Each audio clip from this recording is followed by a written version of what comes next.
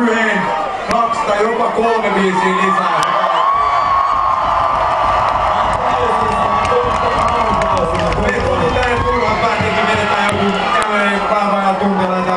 Nyt katsotaan niinku, eiks huipenneta nyt nää bileet ainakin tää keikkaa vittu?